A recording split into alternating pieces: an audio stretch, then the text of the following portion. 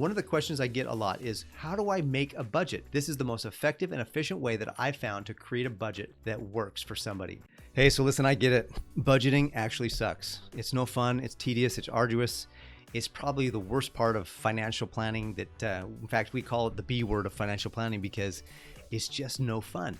But what if I could share with you an effective, efficient way to set and develop a budget that actually worked for you and that gave you, based on your current spending habits, a plan so that moving forward you can develop new habits that would serve you and bring you closer to your goals and your financial dreams.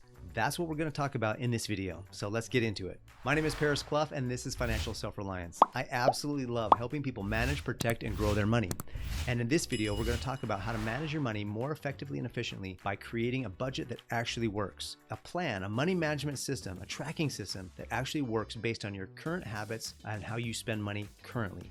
And then moving forward, we're going to talk about ways that you can replace the old habits with new habits that serve you more effectively and efficiently. So the first thing I want to do is I want to show you a way that you can put approximately $300 back into your bank account every single month. And what would you do with an extra $300 next month? Would you get out of debt? Would you save and put that money in an emergency fund, put it in some sinking funds, or would you put it in the market and try to really invest for your future and develop some kind of investment strategy for retirement, maybe for kids, for college planning? So one of the first things I figured out was that a lot of people get tax returns. In fact, they get way more than they should because they're overpaying the IRS. Now, you don't overpay anywhere else, but for some reason we overpay the IRS, and a tax return is literally them giving you your money back. So when a lot of people tell me that they have no money to save or to invest, or they're really struggling and they're just, they're barely getting by, one of the first things I want to look at is, what is your tax return? Did you get more than $3,000 or $4,000 or $5,000 back this last year? If that's the case, then you're doing it wrong, and you need to go to your HR department tomorrow or the next day you can possibly go and get a Form W-4. You can actually go download it from the IRS. I'll probably put a link in the description below for you. If you fill that out properly, if you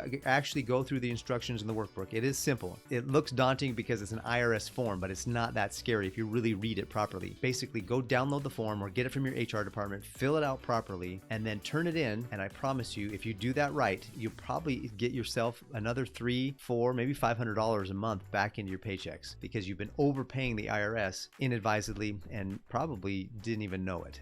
So make sure that you do that right away, and that will give you several $100s back into your paycheck right now. But the real way that you can actually determine the most effective budget for you and your family is to go back and look at the last 90 days of your spending. Now, a lot of times, in order to know where you're going, you have to know where you are. And in order to know where you are, you have to know where you've been. So that's what we're going to do with this exercise. It's called the last 90 days. So the first step of this exercise is to look back on the last 90 days. So I want you to take all of your statements, your bank statements, all of your credit card statements, and any other statement that you get where you spend money or any kind of thing that you use to spend money with, and get a statement of everything so that you can list it all down. I want you to take things like your mortgage, and of course that's going to be the same probably every month, and that's called a fixed cost. Your rent is a fixed cost. Your car payment is a fixed cost. Your cable, your internet, your cell phone, things that don't change from month to month, those are fixed costs. So those are going to be in a category of fixed costs. Then you're going to take all of your other things like your eating out, going to the restaurant, entertainment, gas, food, things that change from month to month, and those are going to be in a variable column. So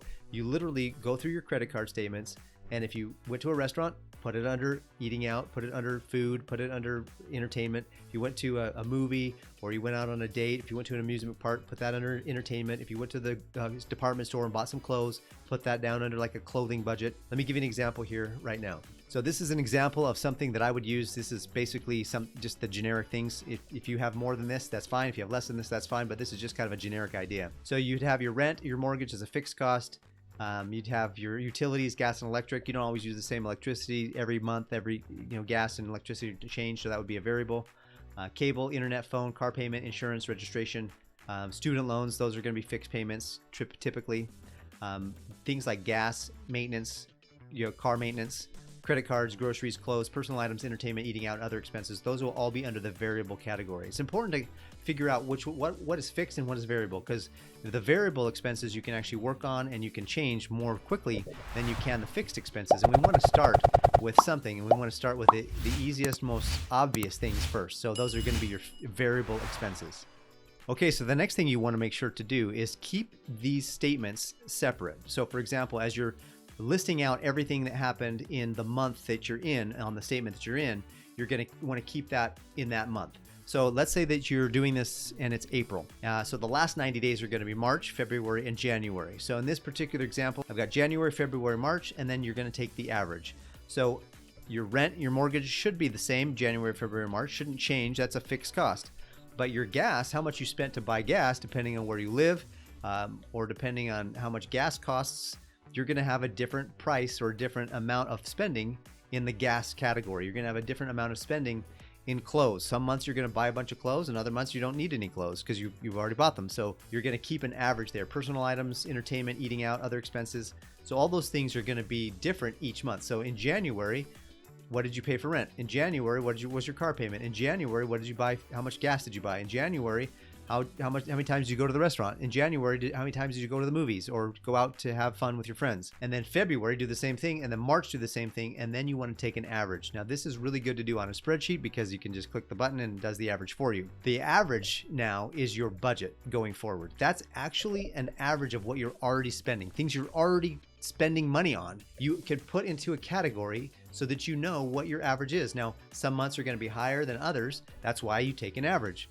and you do 90 days because, again, some months you're going to spend more in certain categories than others. Now, something that's really critical as a part of this is that you're not going to look at those like car registration, for example. That usually comes out once a year. Now, some people pay their car insurance once a year. Some people pay their health insurance once a year. If you do that, make sure that you're budgeting in those annual payments into your monthly budget as well. So make sure that those are going in there. Once you have your average, that's you. That's who you are. That's what you spend money on. Now you don't have to think about, oh, what should I spend money in? How much should I spend? That doesn't matter what you should do or what other people do or what some guru on the internet tells you how to develop the way they develop a budget about, okay, everybody who should have this much money spent in every month in entertainment. This is the dollar amount and you can't go over it, go under it. No, the idea here is to stay around your average or maintain your average. So work on that average. Once you know what it is, you have a benchmark going forward. Now, before I move forward to talk to you about the next 30 days and how important it is for you to start tracking this next 30 days, I want to share with you that I created an ebook that actually goes into a deep dive of how this is. It's about 26 pages. It's $5. There's a link in the description below for you to go and grab the ebook and download that thing and read this process so that you can actually have it in front of you, think about it, take the time necessary to really go through it, go back through it, and then it actually has information on there to get a hold of me if you need to. So I highly recommend that you click the link in the description below, get the ebook so that you can go through this process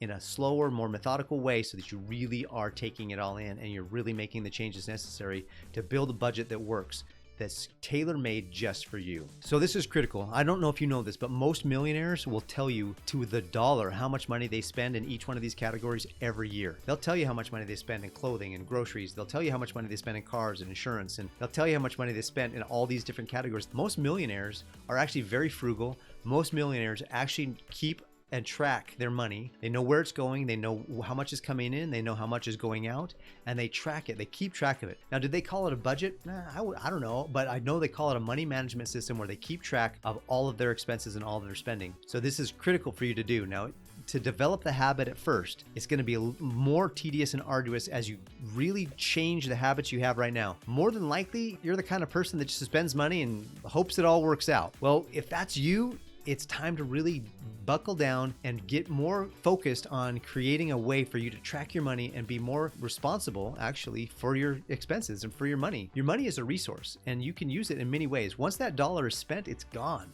And so you have an opportunity cost. If something of value comes up and you have no money because you spent it on frivolous things, then you're not being a wise steward with your money. So in this next section, I'm going to share with you ways that you can actually focus in and become a wise steward of your finances. What's important to realize is that in anything in life, and especially in money management, what you inspect is more important than what you expect. And so it's important for you to inspect your money, inspect your spending, inspect what you're doing with your money. Because if you just open up your bank account and expect there to be money there, it's highly unlikely that that's going to happen. If you just swipe the card at this grocery store, swipe the card when your friends tell you, hey, let's go out to eat, and you swipe the card and you expect money to be there, it may not be there because you didn't inspect it first and make sure that there was enough money there for you to be able to do what you want to do. That's probably why you're in debt, or why you have a friend who's in debt, right? Because if you're not in debt, you have a friend who's in debt because they overspend continually. They don't inspect their money. They don't keep track of what's happening with their money. So this is a sheet that I created to help people track their money. This, you can do anything you want to track your money, but this is just an idea, an example. So every day for the next week, after you've gone through the 90 days, after you've gone through each statement, after you've found an average, after you know what your average is in each category, the next thing I want you to do is for the next 7 days, I want you to track every single day how much money you spent that day. For example, here's this column here that says date. What's the date? So what day did you spend the money? What did I buy, or what did I spend money on? How much did it cost? So you write down what you spent money on, how much it cost, and then you mark if it was fixed or discretionary. Discretionary is another word for variable, because variable expenses, as you know, you can work on those. You can lower those. You can change those. You have more control over those variable or discretionary expenses. The fixed expenses, the control is a little bit less. Fixed expenses can be changed, but they're a lot more difficult than the variable expenses. So I want to start with those variable expenses to give you a chance to really work hard on lowering your expenses so that you can increase the positive cash flow that you have. Once you have a positive cash flow, the idea is to then start getting out of debt faster, start putting away for emergencies and sinking funds,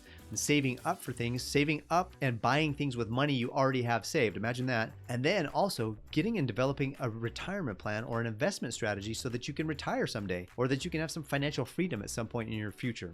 So it's important for you to be able to manage your money so that you have that free positive cash flow to be able to use towards positive future things. Don't spend your future today, if that makes sense. Make sure that you're wise with your money today so that you have a good future tomorrow.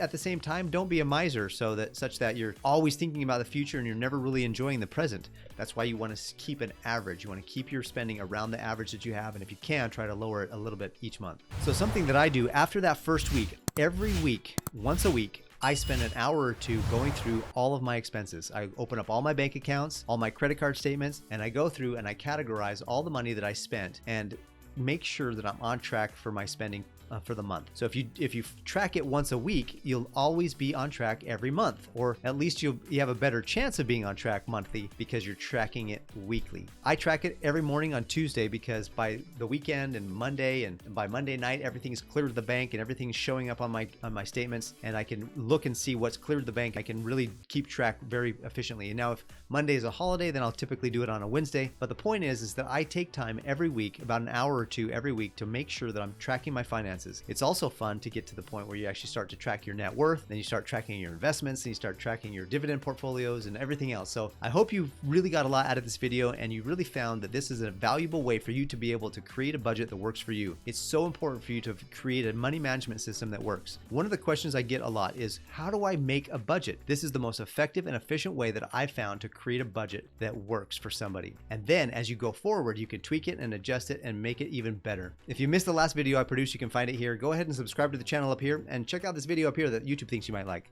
Until the next one, have a fantastic day.